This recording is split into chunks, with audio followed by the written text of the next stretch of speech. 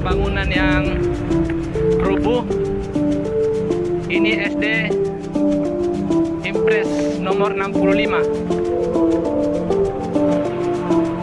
Sebagian masyarakat sudah melakukan pengungsian ke dataran tinggi di Miantuu dan Majapahit.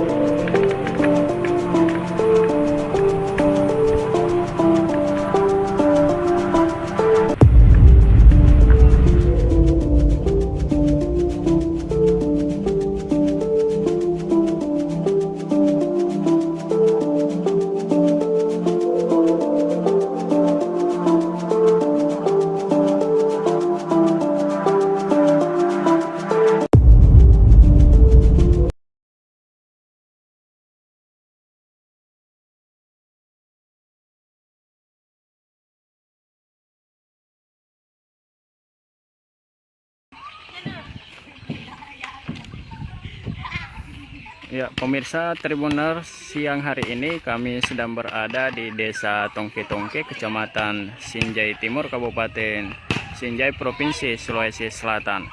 Nah, di beberapa dusun di desa ini tadi masyarakatnya berlomba-lomba keluar rumah, lalu kemudian mencari tempat yang lebih aman atau mereka mendatangi tempat yang tinggi setelah terjadi peristiwa gempa bumi yang ada di Nusa Tenggara Timur, karena di sepanjang daerah ini, desa ini cukup terasa getarannya saat terjadi gempa bumi, sehingga masyarakat di daerah ini panik dan mereka berlarian mencari ke ya, sejumlah nelayan terpaksa meninggalkan area daerah tambakan perahu. Di tempat ini tadi cukup aktivitas banyak warga, yang beraktivitas. Kemudian setelah terjadi gempa di Pulau Larontuka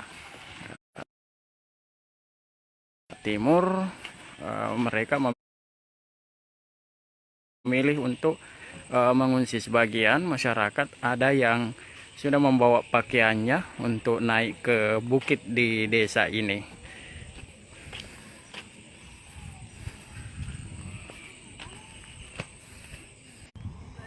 Ya, ini seperti ini pemandangannya. Sejumlah perahu nelayan tampak kosong dari aktivitas para nelayan yang biasanya pada siang hari atau setiap harinya ramai di nelayan ini untuk membenahi perahu-perahunya. Dan sejak tadi waktu pasca gempa, nelayan memilih untuk naik di rumah dan mengamati perkembangan gelombang yang berada di wilayah Teluk Bone ini, atau wilayah yang berhadapan langsung dengan Pulau Nusa Tenggara Timur. Nah, ini ada beberapa aparat pemerintah desa di Tongke-Tongke ini. Ini ada Pak Sekretaris. Pak Sekretaris. Selamat siang, Pak. Ya, bisa Pak diceritakan gimana tadi waktu terjadi gempa masyarakat Tongke-Tongke ini? Baik, Pak, izin ke masker. Terjadi tadi gempa sekitar jam 10 lewat. Alhamdulillah. Ya, gimana Pak tadi warganya? Kami sekitar pukul 10 lewat tadi, ya, kurang lebih 20 menit terjadi gempa dan dirasakan di wilayah desa Tongke-Tongke, dan masyarakat sekitar pesisir pantai di desa Tongke-Tongke cukup panik juga, dan bahkan ada yang melarikan diri menjauh ke daerah daratan tinggi, bukit ya, gunung. Iya, daerah bukit. Dan alhamdulillah setelah mengupdate informasi lebih lanjut, kembali ke rumahnya masing-masing dan beraktivitas seperti biasanya. Ya. Dan sekali menghimbau kepada semua kepala dusun. Ya. Tadi setelah pada duhur agak menyampaikan ke masyarakat agar tetap berhati-hati dan mengantisipasi adanya gempa susulan yang akan terjadi. Dan ketika kita melihat updating di BMKG bahwa tidak terjadi Ramai. macet Ya. apa. Tadi ada pengungsi Pak, ada apa saja yang dibawa tadi? Ada barang berharga yang dibawa langsung oleh masyarakat sendiri dan mengungsi ke rumah keluarganya yang ada di dataran tinggi. Ya. Dan alhamdulillah sampai sekarang setelah melihat update informasi sudah kembali normal sebagaimana biasanya, dan kami tetap menghimbau bahwa tetap hati-hati. Begitupun juga kami menghimbau juga untuk nelayan kami yang masih ada di laut lepas melalui radio amatir yang kami sebenarnya sudah siapkan juga. Kami informasikan juga bahwa diinformasikan kepada nelayan kami yang ada di laut lepas Nusa untuk Tenggara, tetap berhati-hati. wilayah NTT Pak ya. Wilayah NTT. Banyak dari NTT Pak ya. Iya, banyak nelayan kami yang ada di sana, kami juga menginformasikan lewat radio.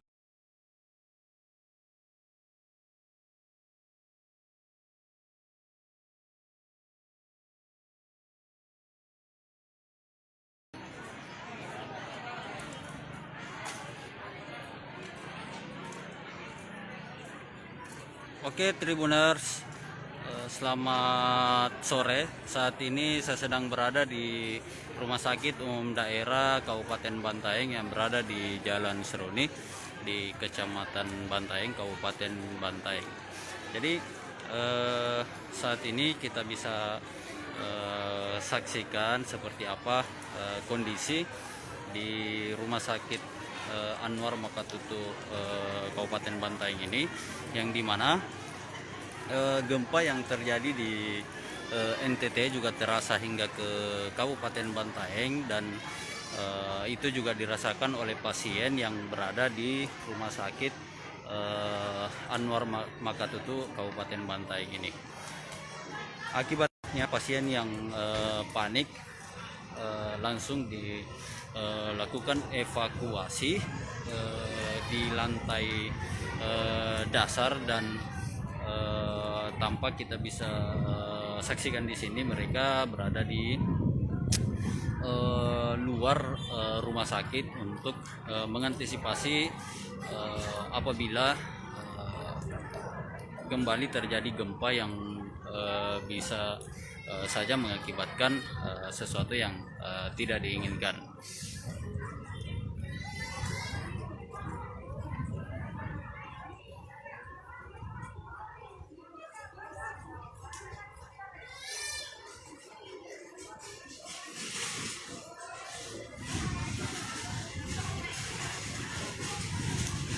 Jadi gempa yang dirasakan oleh pasien di rumah sakit daerah Kabupaten Bantaeng ini itu dirasakan sekitar 1,5 jam yang lalu, sehingga mereka panik dan langsung mengevakuasi diri mereka masing-masing, dan mereka juga dibantu oleh petugas rumah sakit untuk melakukan evakuasi. Jadi gempa yang terjadi di NTT itu berdasarkan dari BMKG itu terjadi pada pukul 10.20. Namun gempa yang terjadi di Kabupaten Bantaeng ini, gempa yang dirasakan di Kabupaten Bantaeng ini itu terjadi sekitar 1,5 jam yang lalu, atau sekitar 1 jam setelah gempa yang terjadi di NTT. Namun kondisi saat ini tampaknya warga atau pasien atau keluarga dari pasien sudah mulai tenang ya Tribuners, dan pihak dari rumah sakit dalam hal ini Direktur Rumah Sakit Umum Daerah Kabupaten Bantaeng sudah Dr. Sultan telah menyampaikan bahwa kondisi saat ini sudah aman, dan kondisi di rumah sakit sendiri sudah mulai membaik, atau mereka sudah tidak panik lagi, dan satu persatu pasien sudah dikembalikan ke kamar masing-masing, dan Dokter Sultan juga menyampaikan penyampaian dari BPBD Kabupaten Bantaeng bahwa saat ini kondisi sudah aman, sehingga pihak dari rumah sakit akan satu persatu saat ini telah mengembalikan atau mengantar satu persatu pasien untuk kembali ke kamar mereka masing-masing.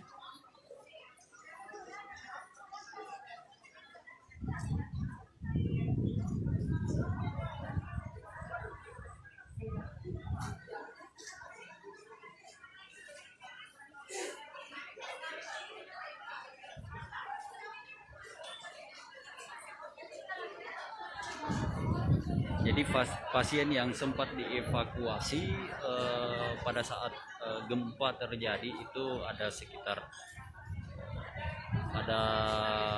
mencapai hingga ratusan pasien yang berada di kamar mereka yang berada di lantai 2, 3, 4, 5, 6, 7 hingga 8. Jadi mereka saat dievakuasi menggunakan jalur atau jalan darurat karena mereka tidak bisa menggunakan lift karena dikhawatirkan lift akan macet karena terjadi gempa yang bisa saja mengakibatkan listrik padam, dan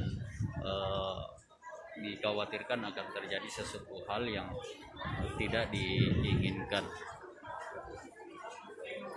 Dan disampaikan juga oleh Dokter Sultan bahwa beberapa pasien sempat mengalami dampak dari gempa yang terjadi. Ada beberapa pasien yang sempat mengalami sesak nafas, namun hal itu cepat diatasi oleh petugas rumah sakit dengan memberikan alat bantuan pernapasan.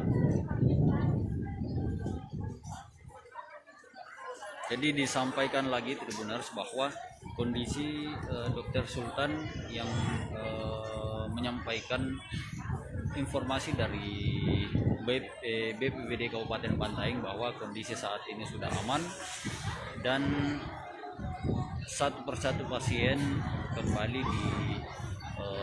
diantar untuk ke kamarnya masing-masing. Oke Tribuners, demikian laporan kali ini. Assalamualaikum warahmatullahi wabarakatuh.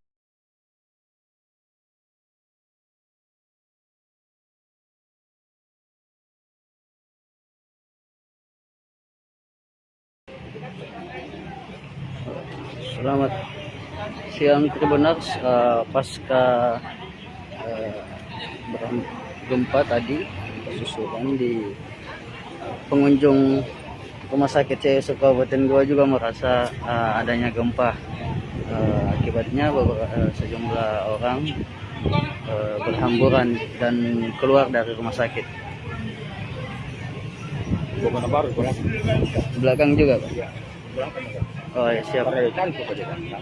Iya. Iya. Maka mau masuk kalau ada bawa di bawah itu. Oh, ada gempa begitu Pak tadi dirasa? Ada katanya. Ya, Makanya itu pasti semua teman-teman dia tinggalkan orang. oh iya. Jadi Siap. Oke Pak. sebelah kan ya kan. Kalau tiba-tiba mati langsung mati.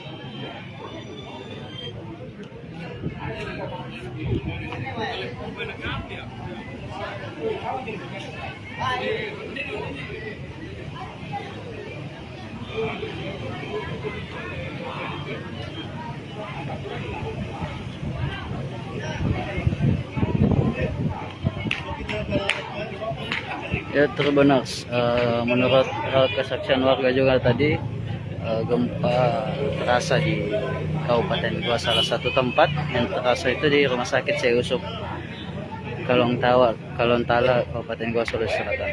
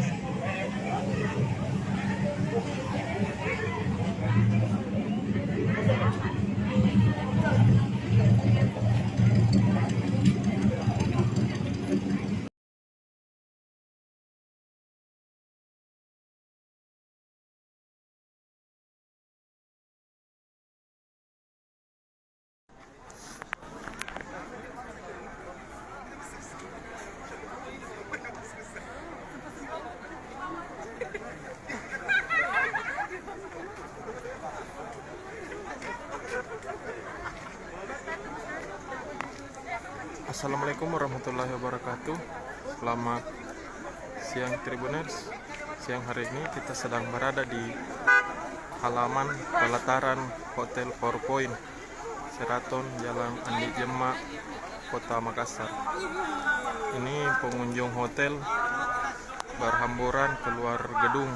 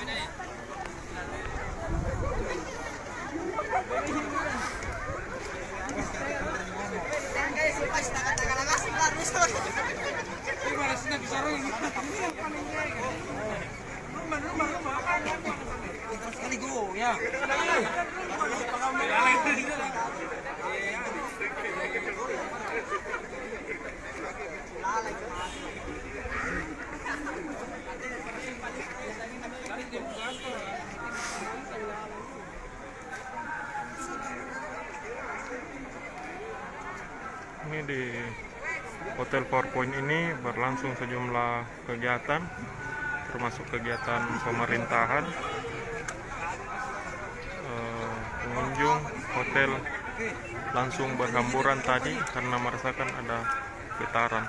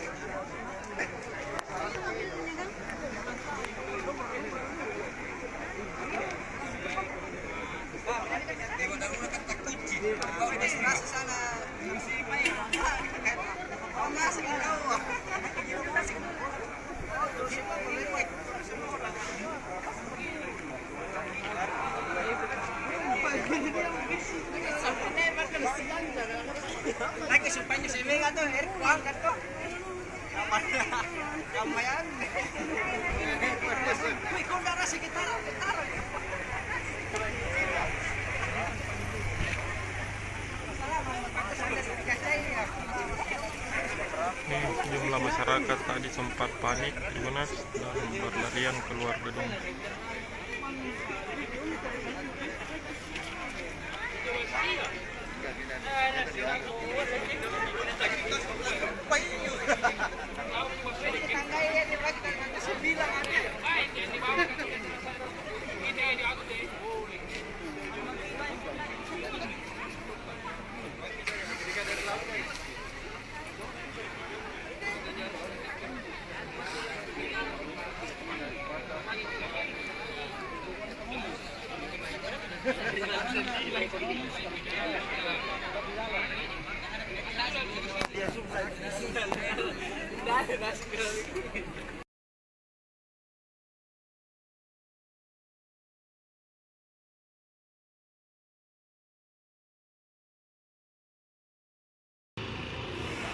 Pemirsa Tribuners, hari ini pagi menjelang siang hari ini kami sedang berada di depan Polres Kabupaten Sinjai, Provinsi Sulawesi Selatan.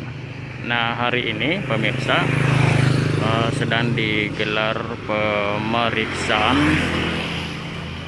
pemeriksaan terhadap oknum dokter yang sebelumnya ditemukan oleh pihak aparat Satpol PP di Kabupaten Sinjai. Oknum dokter tersebut sedang ditemukan dalam satu kamar, dan saat ini oknum dokter tersebut menjalani pemeriksaan di kantor atau di Satuan Reskrim Polres Kabupaten Sinjai saat ini. Oknum dokter tersebut berinisial AB dan SA sementara ini sedang menjalani pemeriksaan di unit Satreskrim Polres Kabupaten Sinjai, dan saat ini masih pihak penyidik melakukan atau menanyakan kepada pihak terlapor untuk saat ini, dan kita akan menantikan penjelasan dari Kasat Reskrim Polres Kabupaten Sinjai sebentar setelah memeriksa 2 oknum dokter tersebut yang menjalani pemeriksaan, karena sebelumnya sejumlah pemeriksaan saksi-saksi lainnya termasuk aparat atau anggota satuan polisi Pamung Praja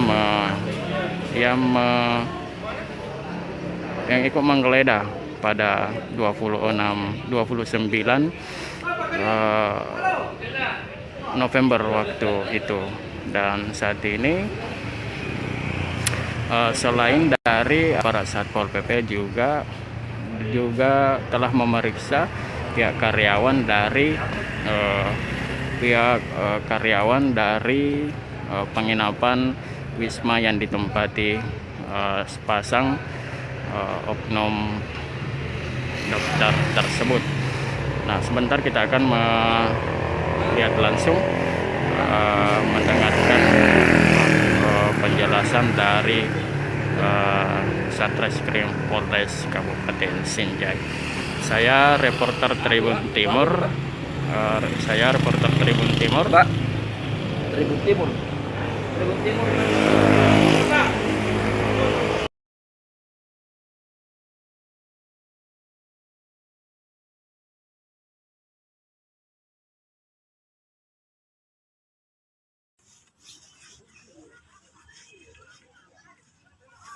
Selamat sore Tribuners, saat ini saya sedang berada di lokasi kebakaran rumah, tepatnya di Dusun Parangbembeng, Desa Karelayu, Kecamatan Tamalataya, Kabupaten Jeneponto, Sulawesi Selatan.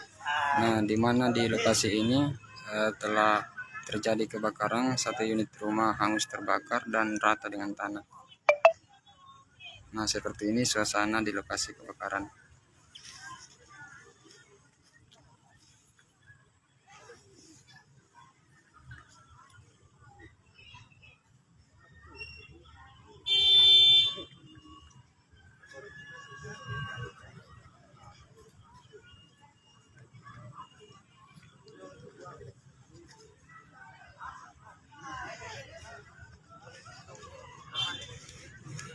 Nah, di lokasi kebakaran saat ini masih banyak terlihat warga setempat. Dan untuk dugaan sementara kebakaran dikarenakan korsleting listrik.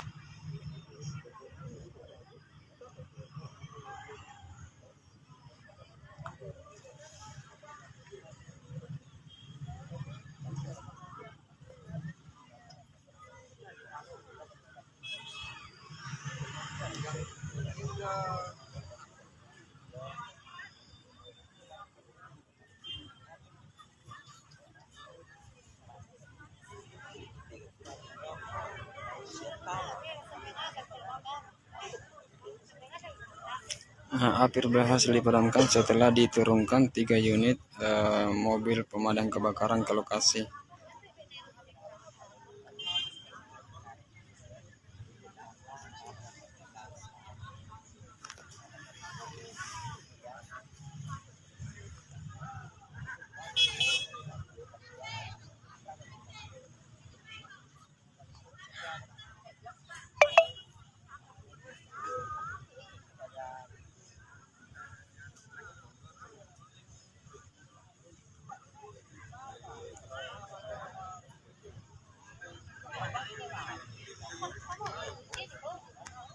Nah, rumah tersebut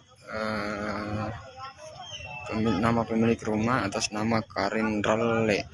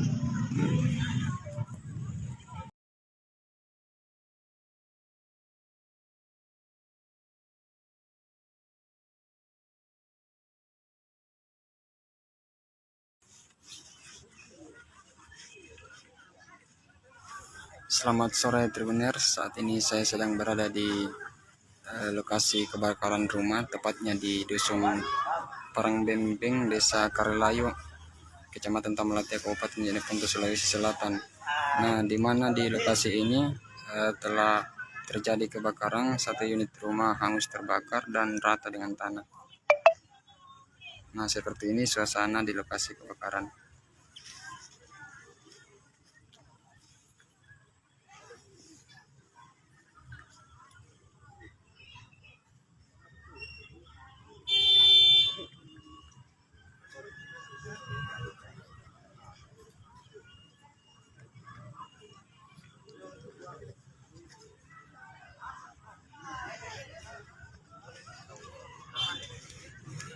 Nah, di lokasi kebakaran saat ini masih banyak terlihat warga setempat.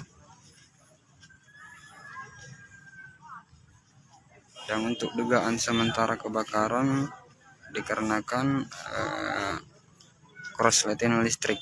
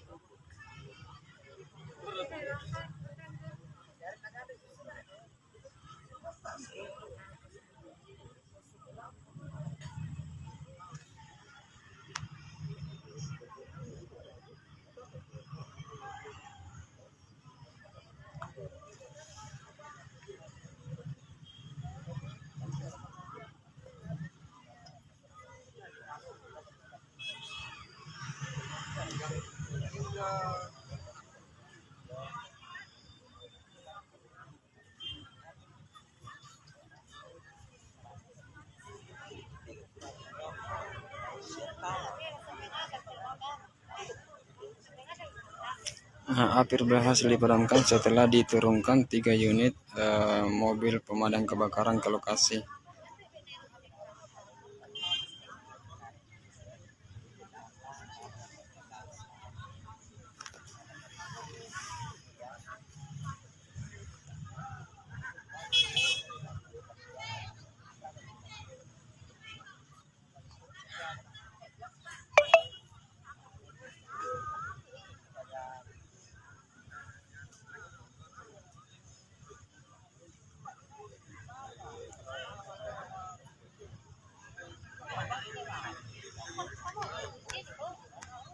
Nah, rumah tersebut nama pemilik rumah atas nama Karin Rale.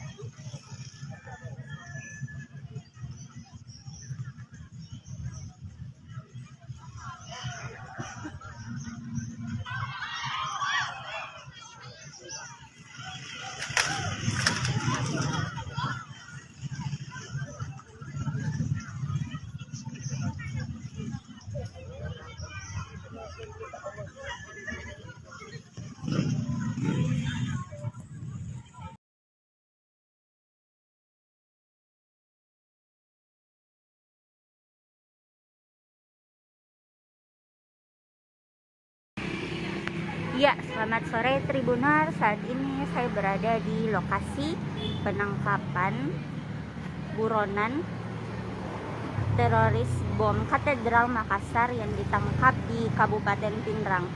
Nah, dari informasi yang dihimpun Tribuners, buronan teroris bom Katedral Makassar ini ditangkap di Jalan Bau Mas Sepe, Kecamatan Watang Sawito, Kabupaten Pindrang. Inisial buronan teroris bom Katedral Makassar tersebut yakni MS, berumur 22 tahun, sehari-harinya merupakan penjual somai Tribuners. Nah, dari informasi yang dihimpun di sekitaran lokasi Tribuners, ternyata MS ditangkap pada Senin tanggal 6 bulan 12 2021 sekitaran pukul 21.00 WITA atau tepatnya di malam hari. Nah, Tribuners, ternyata MS ini berjualan somai di depan minimarket. Tepatnya di sini Tribuners bisa dilihat. Tepatnya di sini. Jadi menurut warga sekitar Tribuners, MS ini biasanya datang di sore hari atau di malam hari saat berjualan. Namun menurut warga sekitar, MS ini merupakan penjual somai yang baru-baru ini terlihat mangkal di depan Indomaret ini atau depan minimarket ini ya Tribuners. Nah, pada saat penangkapan Tribuners, menurut salah satu warga atau saksi mata yang melihat penangkapan MS ini, yakni ternyata pas malam itu hujan dan dilakukan penangkapan tersebut oleh 3 orang yang diketahui mungkin merupakan dari Densus 88. Nah, di sini, tepat di sini Tribuners dilakukan penangkapan. Kemudian warga sekitar juga mendengar adanya suara tembakan. Kemudian MS langsung di bawah bersama dengan gerobak somainya Tribuners. Nah, dari informasi warga sekitar juga Tribuners diketahui bahwasannya ciri-ciri terduga teroris ini atau buronan teroris Katedral Makassar ini yakni orangnya kurus, wajahnya agak pucat tapi tidak terlalu putih, kemudian masih muda Tribuners, berumur 22 tahun. Nah, menurut warga sekitar juga MS ini baru mangkal di sini sekitaran 1 minggu atau 2 minggu Tribuners, dan memang warga sekitar sempat membicarakan bahwasannya ada penjual somai baru di depan minimarket ini. Nah, kemudian Tribuners, untuk diketahui MS sendiri tinggal di Jalan Tirta Sawito, Kelurahan Maminasae, Kelurahan Macinae, Kecamatan Paleteang, Kabupaten Pindrang. Nah, kemudian sehari-harinya dia akan pergi menjual somai di Jalan Bau Masepe ini Tribuners, tepatnya di depan sini. Bisa dilihat sekitarannya. Nah, di depannya itu ada penjual warung makan ya, ada warung makan. Nah, untuk diketahui Tribuners, dari informasi warga sekitar, ternyata MS ini sudah dilakukan penyelidikan lebih lama. Jadi ada beberapa warga yang melihat orang Densus 88 ini memang sudah sering nongkrong di sekitaran minimarket ini. Dia orang Densus 88 juga pernah membeli bakso atau somai dari MS ini Tribuners. Jadi memang sudah dilakukan penyelidikan lebih awal oleh tim Densus. Kemudian langsung dilakukan penangkapan tepat tanggal 6 bulan 12 2001 sekira pukul 21.00 WITA. Dan pada saat itu memang sedang turun hujan ya Tribuners, dan dilakukan penangkapan. Warga sekitar juga sempat merasa ingin membantu MS ini, namun karena situasi juga sangat mencengkam waktu itu, jadi tidak ada yang bisa menolong atau tidak ada yang pergi untuk melihat atau membantu MS ini Tribuners. Nah, bisa dilihat sekitarannya Tribuners. Nah, penangkapan kan dilakukan tanggal 6 bulan 12 2001, namun penggeledahan di kos-kosan dari MS ini dilakukan pada Jumat tanggal 10 bulan 12 2021 ya Tribuners. Dan dikatakan pemilik kos itu bahwasannya MS ini memang sudah tinggal di kosannya tersebut sekitar 2 minggu, dan memang MS dikenal jarang bersosialisasi karena dia pagi-pagi sudah pergi jualan somai dan kadang pulang malam. Dan seperti yang diketahui tadi, warga sekitar juga mengatakan bahwasannya MS ini kalau berjualan biasanya tidak menentu ya Tribuners, kadang pagi, kadang sore, kadang malam. Nah, pas penangkapan itu dilakukan pas malam hari Tribuners.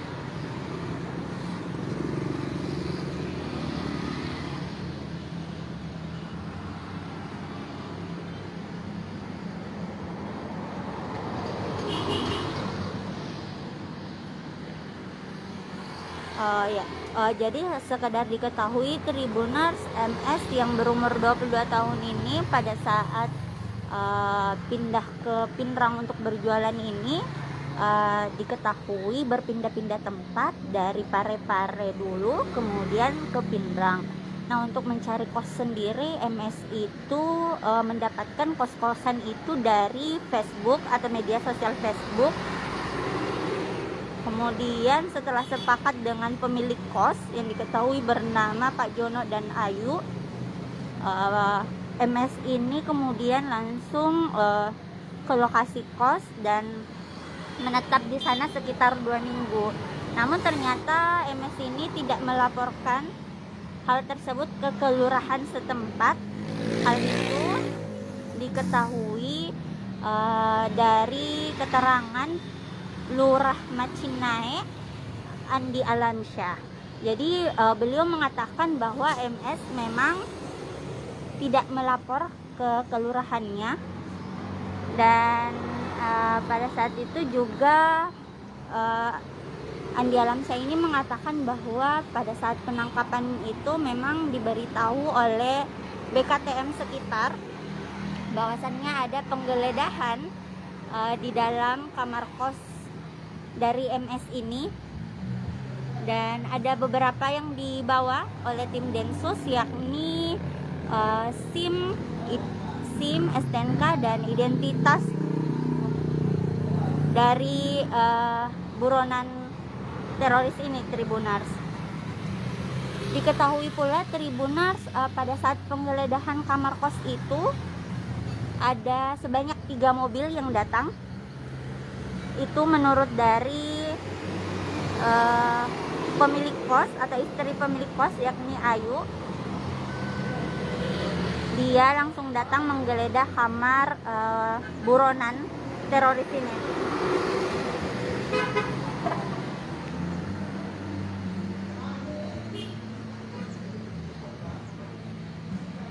Nah, dari informasi yang dihimpun juga Tribuners, MS ini masih sangat muda atau berumur 22 tahun ya, Tribuners.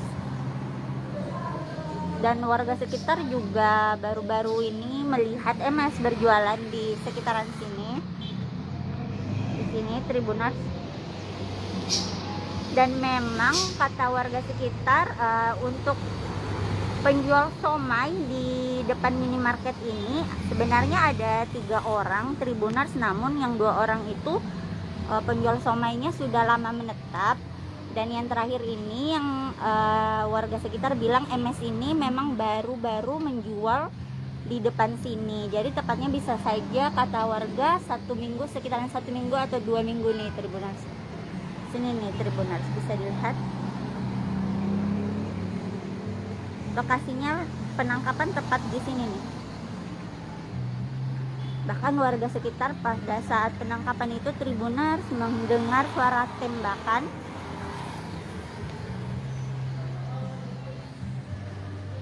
Namun penangkapan dan penggeledahan kamar kos itu berbeda. Harinya berbeda ya, Tribuners. Penangkapan dilakukan pada Senin tanggal 6 bulan 12 2021 malam. Sementara penggeledahan kamar kos dilakukan pada Jumat tanggal 10 bulan 12 2021.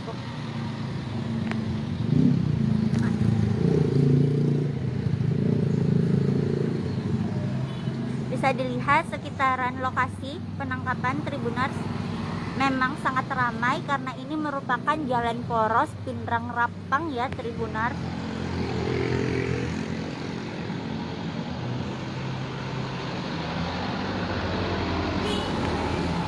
Oke, Tribuners, sekian laporan dari wartawan tribunpinrang.com. Nining Anggrani melaporkan. Terima kasih.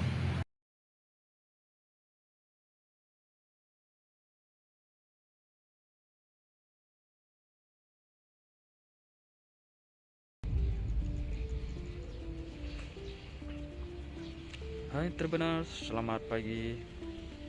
Saat ini saya sedang berada di stasiun kereta api Kelurahan Mangkoso. Jadi diinformasikan bahwasanya kondisi stasiun kereta api di Mangkoso ini mulai terkesan tidak terurus ya, Tribuners. Nah, di sini terlihat banyak sampah plastik berserakan. Selain itu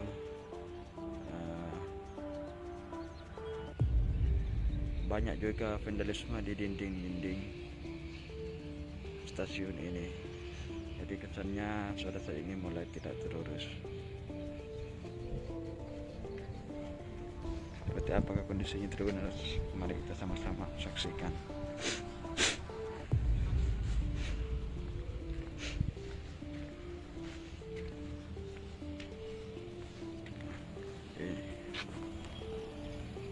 dusun kosong.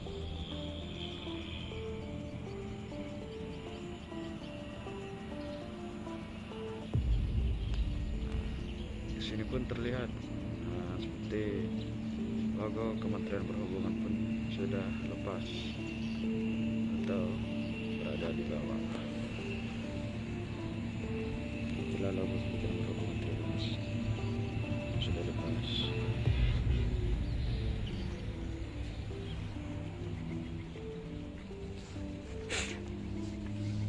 Nah, untuk vandalismenya sendiri begini.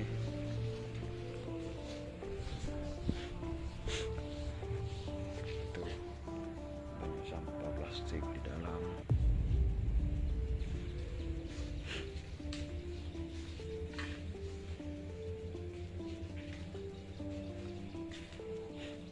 Nah, banyak coretan-coretan di dinding.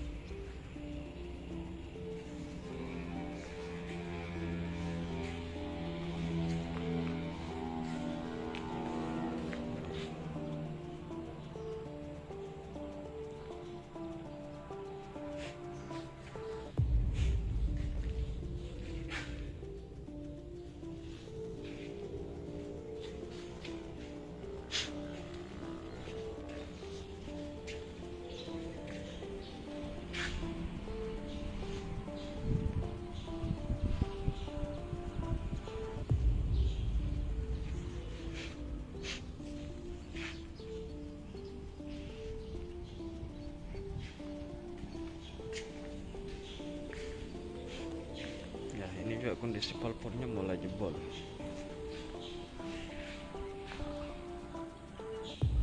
Ini kondisinya mulai jebol. Sengnya juga di atas terbang itu terbenar.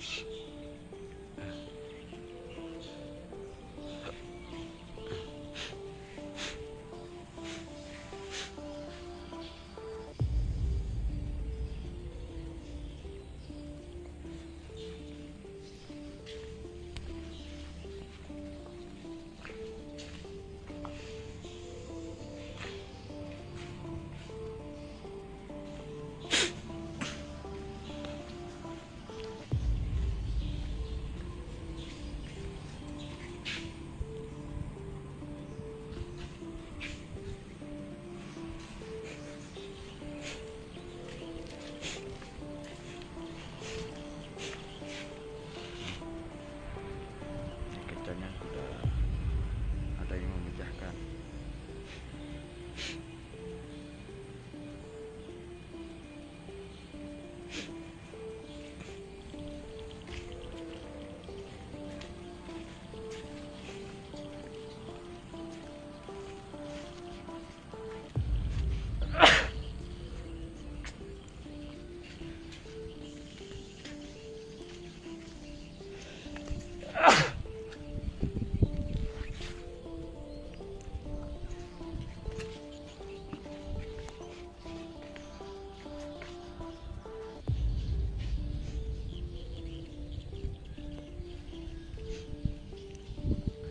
Oke, terima kasih sekian dari saya. Terima kasih.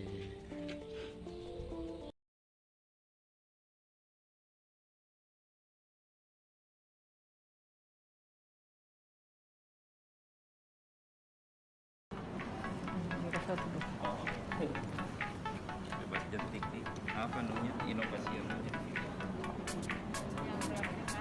Oh.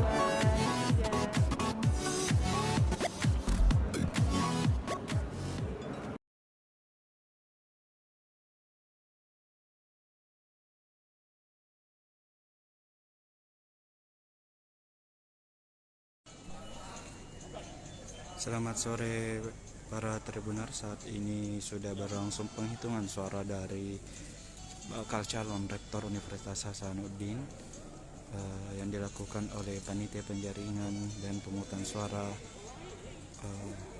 Rektor Universitas Hasanuddin periode 2022-2026. Ada 8 calon yang mengikuti mencalonkan sebagai Rektor Universitas Hasanuddin, yakni Prof. Farida Pati Tinggi, Prof. Indriati, Prof. Armin Arsyad, Prof. Sumbangan Baja, Prof. Muhammad Restu, Prof. Abdul Qadir, Prof. Budu, dan Prof. Jamaluddin Jompa. Saat ini unggul sementara yakni Prof. Budu dengan 6 poin, kemudian disusul oleh Prof. Abdul Qadir nomor 4 sah, Prof. Jamaluddin Jompa 2, Prof. Farida Patin Tinggi 2, lalu Prof. Sumbangan Baja 2 suara. Total suara yang nomor 7 sah. Setelah dihitung, para anggota senat yang terdiri senat akademik yang terdiri 82 orang menggunakan seluruh hak suaranya, tak ada yang absen. Jadi kita nomor 8 sah. 3 nama dari 8 nama calon rektor ini akan disaring menjadi 3, lalu di 3 nama ini akan dibuatkan berita acara untuk dibawa ke nomor 7 Majelis Wali sah Amanat dan untuk dipilih melalui sesuai dengan statuta Universitas Hasanuddin, yakni terdapat dari tokoh masyarakat, Majelis Wali Amanat, serta dari kementerian sendiri. Nomor 8 sah.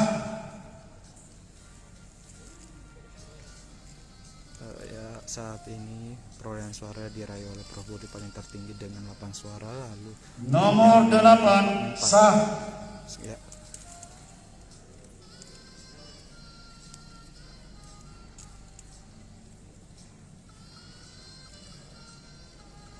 Nomor 7 sah.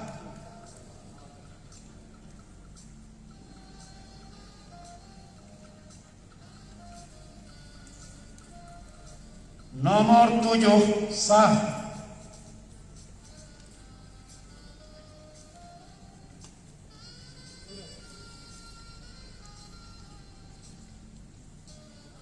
Nomor 7 sah.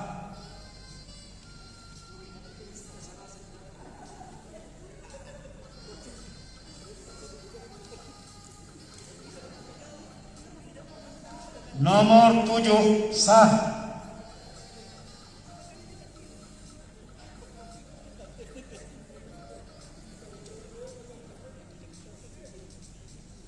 Nomor 8 sah.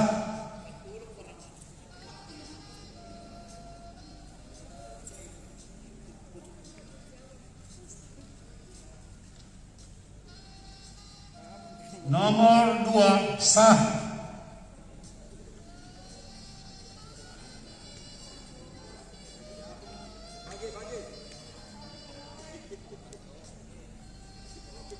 Nomor 4 sah.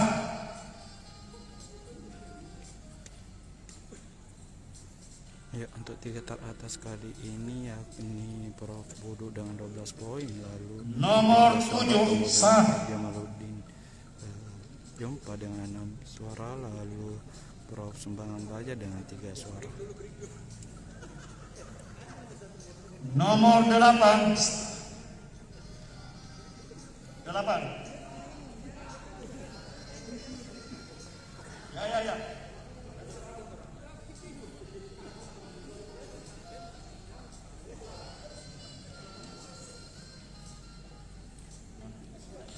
Nomor 3 ya. Nomor 3 sah.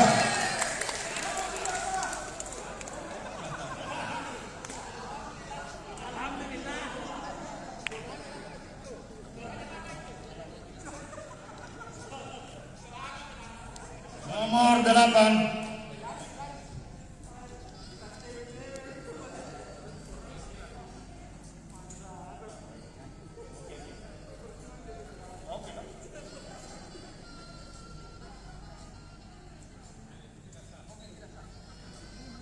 Tidak sah karena di cross.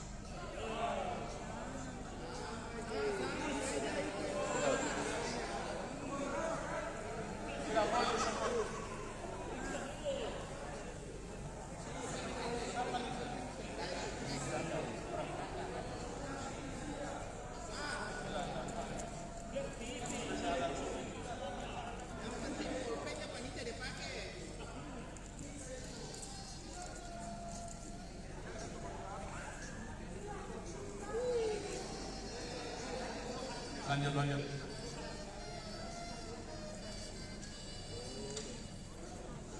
Nomor 6 sah.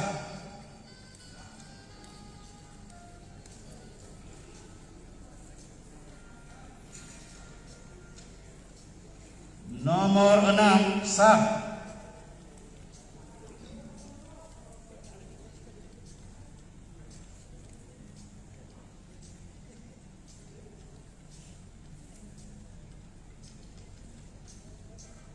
Nomor 8 sah.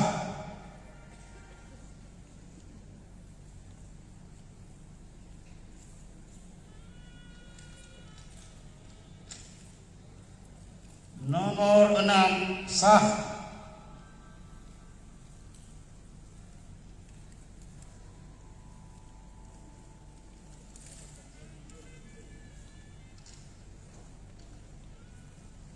Nomor 1 sah.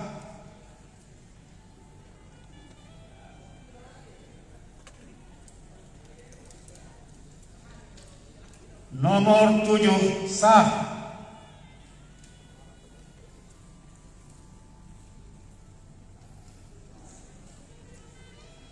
Nomor 8 sah.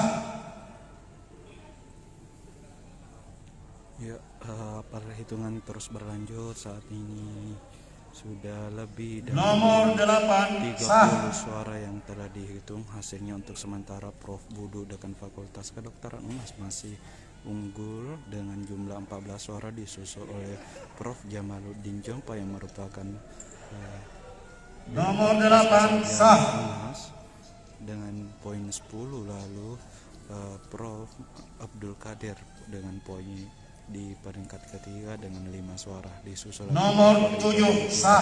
Prof Indriani nomor dan 1 Prof Armin Sumbangan Baja dan Muhammad Restu.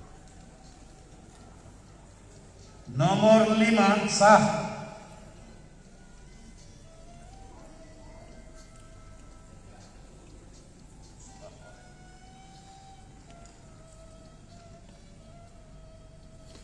Ada 1 suara yang tadi tidak sah dikarenakan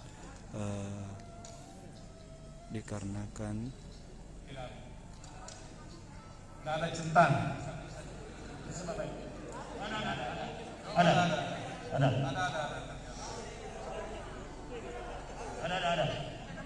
Nomor 2 sah. Ada 1 suara yang tidak sah tadi karena menyalahi dari prosedur yang telah ditentukan, di mana para panitia menentukan untuk dicentang, namun di kotak suara Nomor di 4 sah.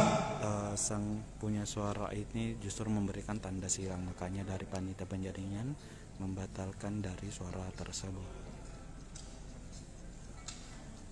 Nomor 1 sah.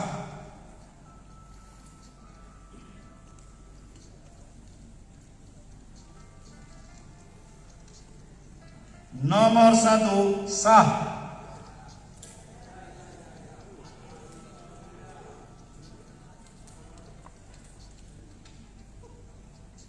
Nomor 6 Nomor 4 sah.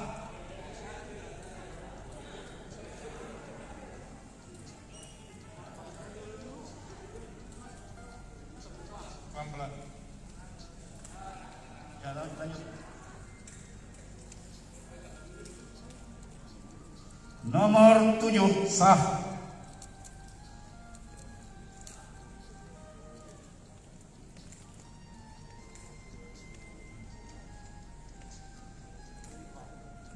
Nomor 8 sah.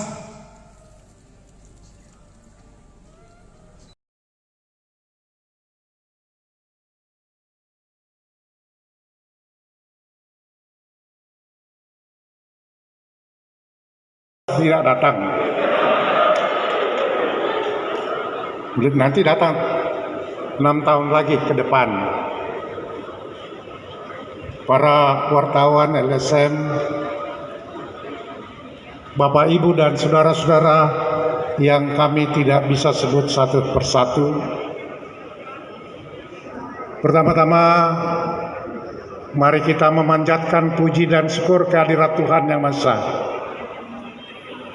yang kita yakini atas perkenan dan perlindungannya lah sehingga hari ini kita boleh merampungkan seluruh tahapan pemilihan kepala Lembang periode tahun 2021 dengan selesainya pengambilan sumpah dan pelantikan pada hari ini.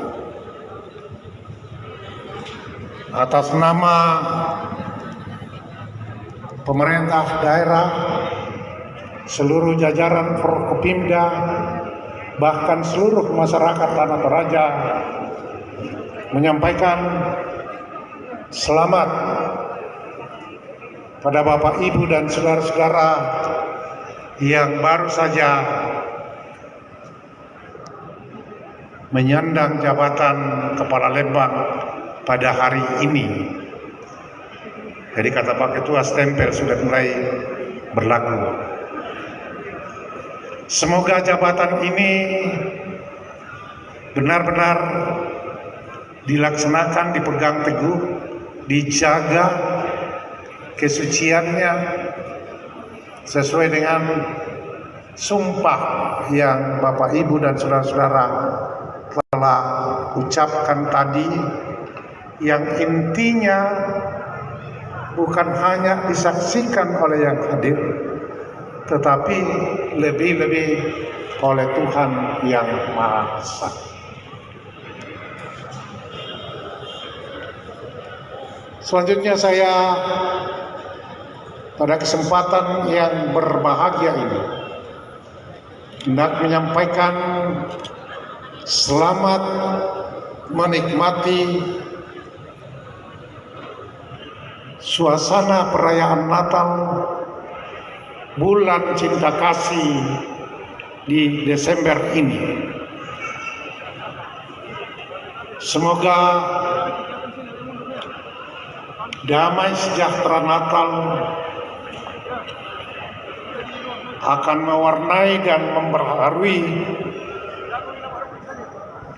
hidup dan kehidupan kita menata masa depan yang lebih baik. Dan kiranya Tuhan menuntun kita melangkahkan kaki ke tahun 2022 yang akan datang. Bapak, Ibu dan saudara-saudara, pemilihan bukanlah sesuatu yang baru. Pemilihan di daerah kita sudah berlangsung cukup lama. Tahun 50-an sudah berjalan, 60-an sudah berjalan. Pemilihan kepala distrik sudah berlangsung. Dan pemilihan adalah merupakan satu identitas dan satu ciri khas kita bangsa Indonesia yang menjunjung tinggi kehidupan demokrasi. Karena itu di dalam suasana pemilihan yang terjadi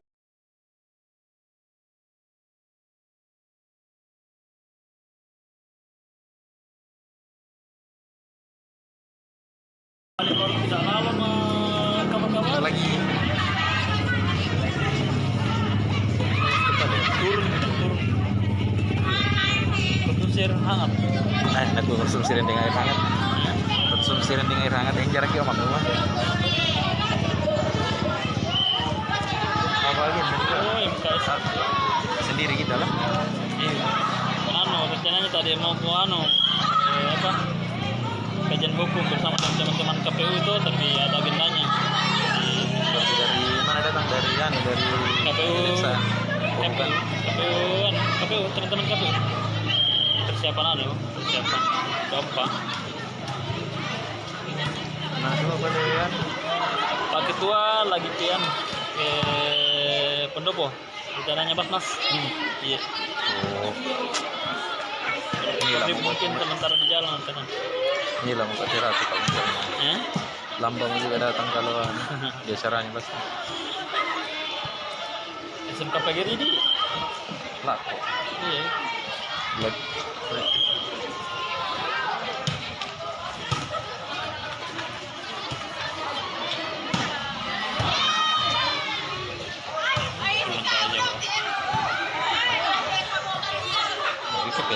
Sangka udah. Kamu nasa udah dirasakan. Iya. Ternyata masih psikolog anak sampai setengah 12 kimagono. Kita gini di kita apa lo? Jo. Kenapa ada isin? Ya ada pawi. Abang. Kenapa listrik dia? Anjo orang tuh. Sementara belajar sedikit sambil nonton. Ternyata. Luar biasa memang kalau kita kan dah. Apanya? Luar biasa. Apanya luar biasa? Hah? Kan yang di rumah teki ya. Tuhan kan? Kita ini kasihan ya. Mendempur daripada sadar deh. Alhamdulillah. Silakan ke di lobi. Di lobi taruh alubongi. Kita jadi yang diharap kayak wilayah tak. Kami ini kan terbatas. Allah, kenapa tidak? Kita sudah komunikasikan awal, kau tinggal tindak lanjutkan. Kayaknya kan kemarin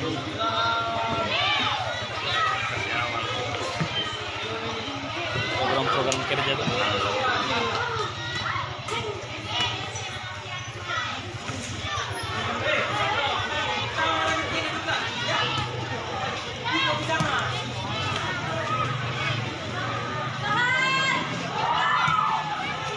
Bisa dipakai. Oh, ada atasnya. Jadi bapak ya? Ada kopi dong? Ya, jadi bapak kan ini. Ada, baru kemarin semua. Harus semua aja diberikan. Cuman ada kegiatan di tempat yang berbeda. Kebetulan saya kan tidak ada kegiatan di luar lagi. Jadi kosong kegiatan luar. Rencana mau kean nanti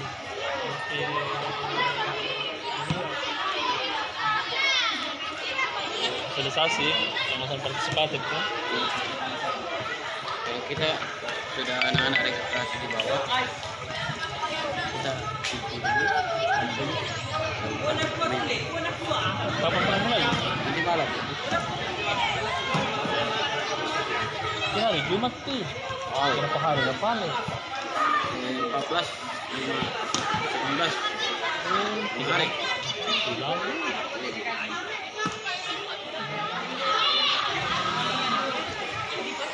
Kebun raya di kapan rencananya bukanya?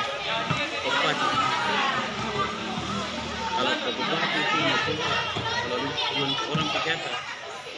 Dengan keluaran ke atas? Iya, berarti kita ini berapa pemirsa? Kita alhamdulillah yang sudah regis, orang yang sudah regis lain 55. Ada juga peserta dari luar, dari luar timur, tapi kan rekomendasi PC tuh, rekomendasi PC-nya kan? Iya, kita menyiapkan.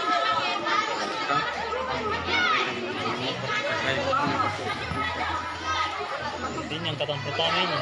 Mereka angkatan pertama. Saya angkatan kedua di Palopo. Oh, kira selesai. Datang itu komandan wilayah.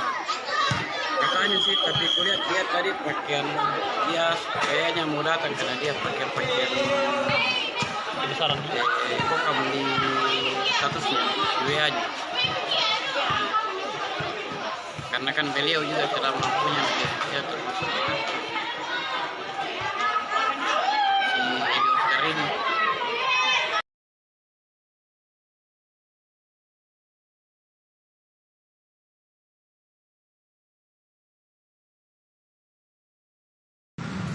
Selamat pagi Tribuners dan Facebooker. Sekarang kita berada di depan Pasar Sentral Lekesik, Kota Parepare. Menjelang Natari ini, kita hari ini akan mengecek harga-harga barang bahan pokok yang ada di Pasar Lekesi ini. Oke, seperti itu. Mari kita masuk ke dalam.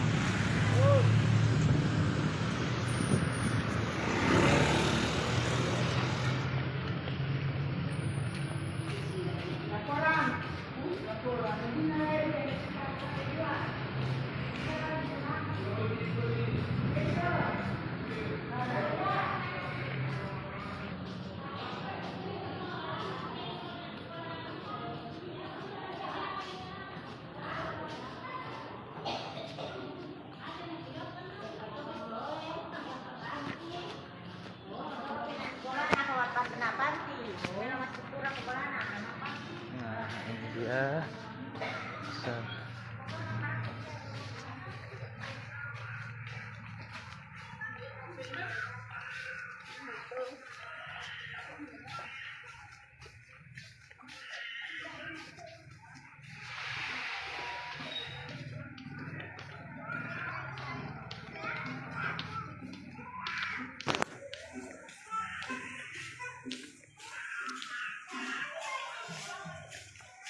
Nah, ini dia mentega, minyak. Bu, tanya-tanya Bu, berapa harga mentega tak? Yang ini.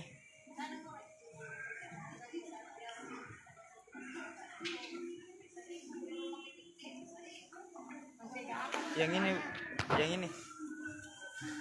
16 itu kalau yang biasa, kalau simas 20. Oh, kalau simas 20 di. Minyak ya. Minyak apa makan?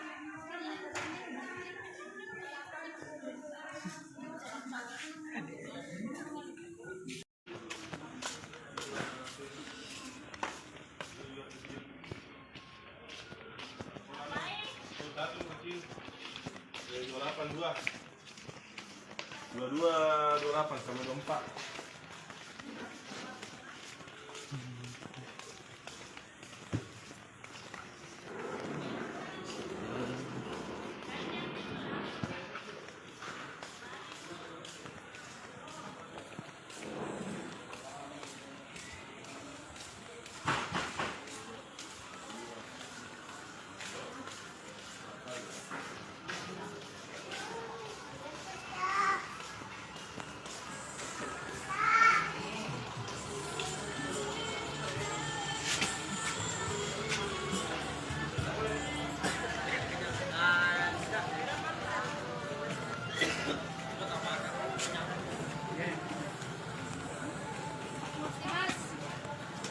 Pak, boleh tanya-tanya Pak harga minyak?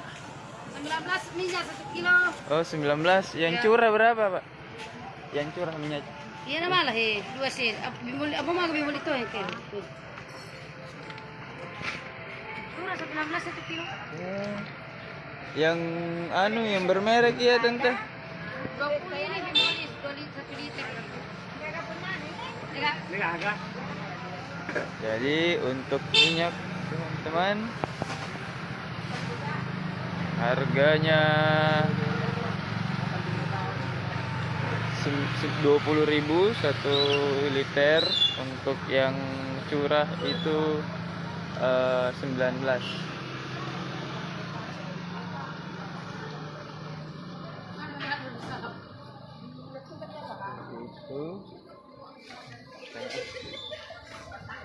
Bu, boleh tanya-tanya Bu, berapa harga ini tomat? Tomat sekarang 8.000 1 kilo di. Kalau cabai ya Bu? Cabai rawit. Iya. 70 1 kilo. Wah 70. Iya. Naik sekali harganya Bu di. Iya. Kenapa bisa itu Bu? Faktornya pertama karena cuaca hujan. Cuaca. Kedua Pengiriman ke Kalimantan di. Apa lagi Bu? Bahan-bahan ini yang naik. Bahan sayur-sayur. Lembu besar. Oh, lembu besar naik juga. Sekarang 35. 35 1 kilo. Dulu berapa Bu? Sudah dulunya 25. 25. Kalau yang ini Bu, berapa ini Bu? Kalau bawang merah masih tahu sekarang 20.000 1 kilo. Yang yang apa? Ini yang cabai rawit. Iya. Loncat naik. Berapa sebelumnya Bu? Sebenarnya sih macam sederhana 30-an. 30. 35 ya. Tapi karena faktor cuaca yang menghalus mungkin cuaca yang pertama. Siapa nama tuh Bu? Irma. Bu Irma. Kasih Bu. Ini bawangnya Bu, bawang. Kalau bawang merah standar 20.000 sekarang. Standar jadi tomat juga di. Ya, tomat juga stabil. Tidak berarti cabai ji memang Bu di. Iya, cabai rawit yang tanam parah. 70.000 di. Wah. Ya pada Bu, makasih Bu infonya. Nah, jadi jelang Nataru ini dan cuaca juga agak buruk. Nah, harga bahan pokok naik. Bukan, harga cabai rawit naik melonjak hingga 70.000. Coba kita tanya harga telur.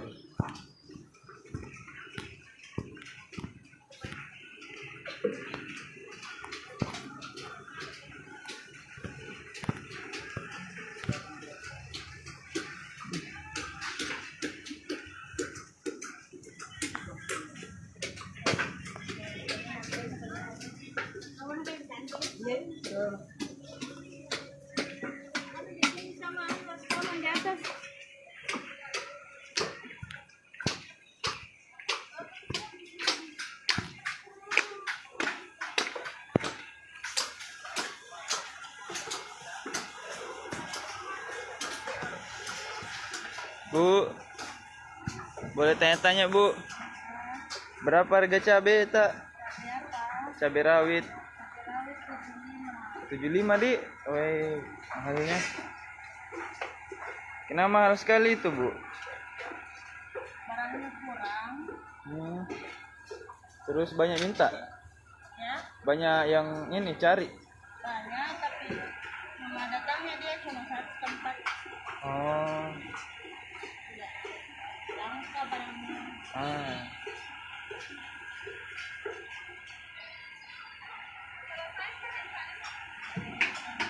Cabai ini ya Bu, cabai besar. Besar 40. Naik juga Bu di harganya.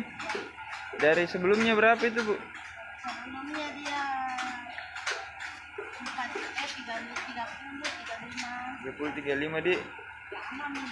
Lama Lama di. Sejak kapan itu naik Bu? 2 minggu yang lalu ya. 2 minggu di.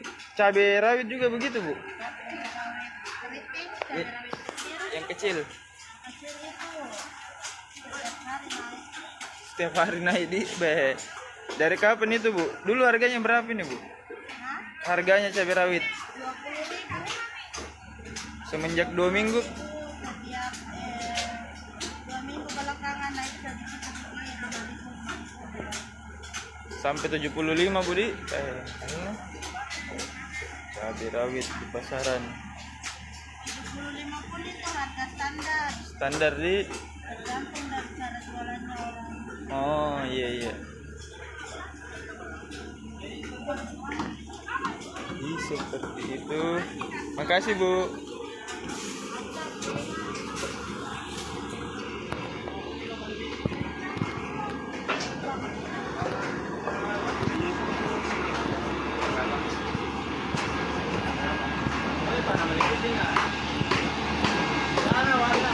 Pak, berapa harga telur Pak? 1 kilo? 1 rak telur. Kami ada 33. Ada 33 di. Berapa paling mahal Pak? Yang paling mahal? Paling 45 di. Yang mana itu Pak? Ini di 45. Oh. Jadi harga telur di pasaran sekarang yang paling mahal 45.000 dan yang paling murah 33.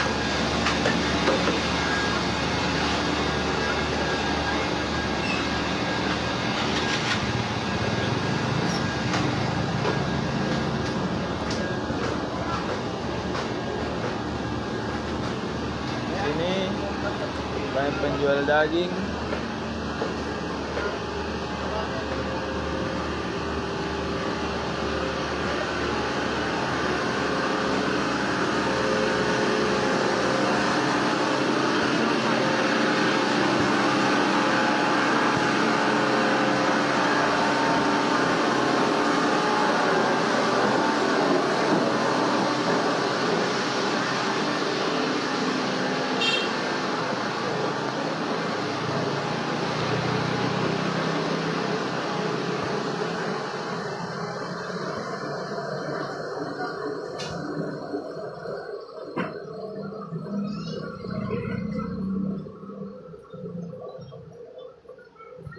Nah, seperti itu informasi yang bisa kita dapatkan untuk hari ini di Pasar Lekesik Kota Parepare.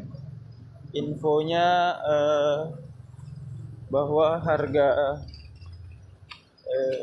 cabai rawit, cabai keriting, dan cabai besar itu mengalami kenaikan harga. Dan minyak juga seperti itu, masih bertahan di angka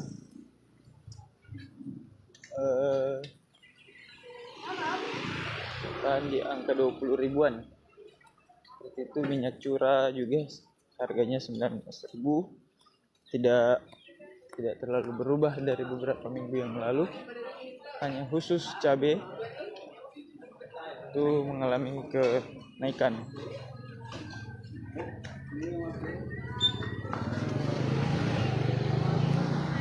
Kurang lebih seperti itu laporan dari saya. Wassalamualaikum warahmatullahi wabarakatuh.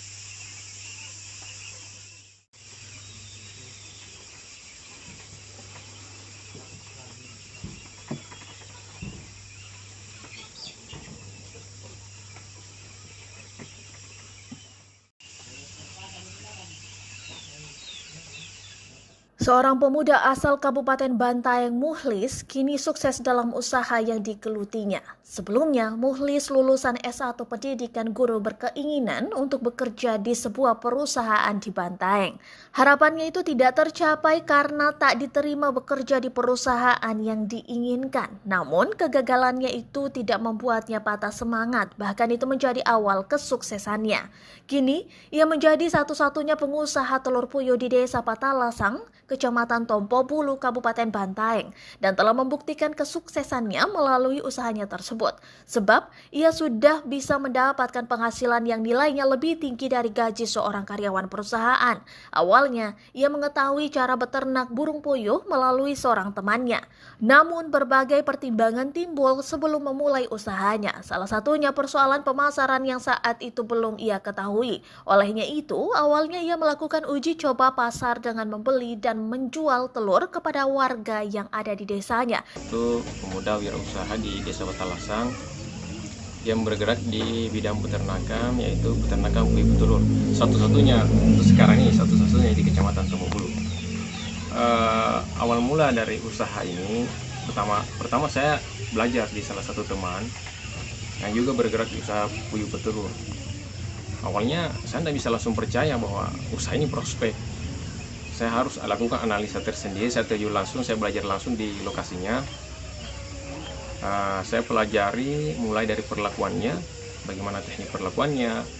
Saya pelajari bagaimana solusinya ketika terjadi masalah, penyakit, dan sebagainya. Saya tidak langsung mendirikan usaha.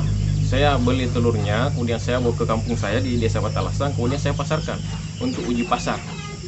Seberapa besar minatnya masyarakat Desa Batalasang atau masyarakat Kecamatan Tompobulu dan sekitarnya terhadap produk ini.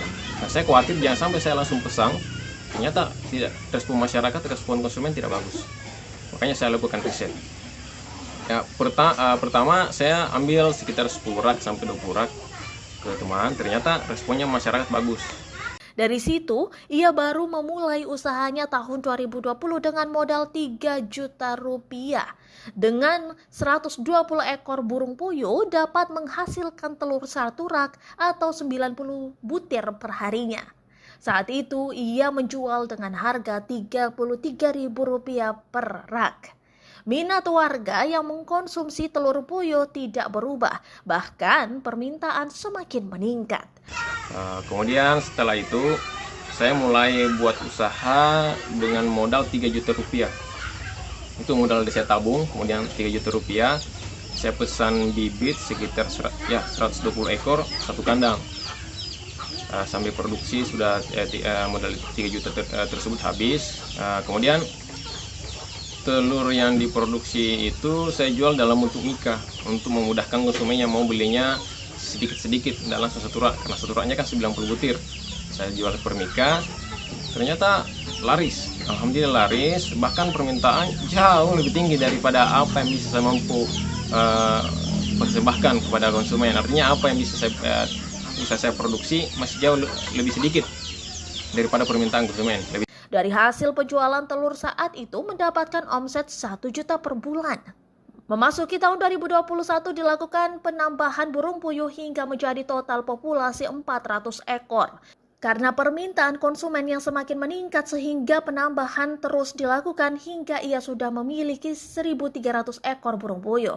Dari populasi burung puyuh yang dimiliki saat ini, ia sudah bisa menghasilkan 12 rak telur per hari. Kini ia sudah bisa menghasilkan omset sebesar 10 juta rupiah per bulan dan mendapatkan keuntungan sekitar 6 juta rupiah per bulan. Untuk pertama ya, untuk awal yang 120 ekor itu omsetnya itu per bulan itu sekitar 900 ribuan sampai 1 jutaan, kurang lebih 1 juta per bulan. Untuk sekarang, alhamdulillah populasi saat ini ada sekitar kurang lebih 1.300 ekor lah. Dari 1.300 ekor itu kapasitas produksinya per hari itu mencapai 12 sampai 13 rak per hari. Maka otomatis dikali harga jualnya 30.000 itu sekitar 390.000 per hari omset. Dari 390.000 itu sendiri itu 50% itu laba. Paling minimal 50% itu pasti jadi laba. Otomatis dan per harinya itu laba bersihnya minimal 200 ya kurang lebih 200 ribuan lah per hari. Ditambah 1 bulan itu 6 jutaan ya. Ya, 6 juta itu laba. Menurutnya, beberapa konsumennya saat ini ada yang mengkonsumsinya sebagai lauk sehari-hari. Ada juga yang menjadikan asinan telur puyuh dan ada juga menjadikan sebagai bahan dari bakso bakar untuk dijual kembali. Bahkan sudah ada permintaan mulai 250 hingga 1000 rak per minggunya dari salah satu distributor. Namun, ia belum bisa memenuhi permintaan tersebut dengan jumlah populasi burung puyuh yang dimiliki saat ini. Ia baru kembali melakukan pengembangan dengan membuat kandang yang lebih besar. Selain itu, ia juga mengajak dan mengajari pemuda di Bantaeng untuk menggeluti usaha yang sama. Hasilnya, ia sudah berhasil mengajak seorang temannya yang kini sudah memulai pembangunan kandang dengan kapasitas 2000 ekor burung puyuh. Ya, sekarang kan yang upaya-upaya yang saya lakukan sekarang, saya sisihkan sekitar 20-25% dari laba. Saya sisihkan jadi tabungan untuk persiapan pengembangan berikutnya, penambahan populasi dan perlengkapan ternak lainnya, supaya permintaan pasar bisa lebih terpenuhi kembali. Dan sekarang ini upaya yang saya lakukan sekarang ini juga saya komunikasi dengan teman-teman milenial, pemuda-pemuda desa seputaran desa Petalasan dan Kecamatan Tambuk Bulus sekitarnya, untuk yang tertarik di bidang usaha yang serupa. Saya bisa sharing ke mereka terkait teknik perlakuannya, terkait apa-apa yang harus dipersiapkan, berapa modal dengan populasi sekian, sampai saya bisa berbagi pasar.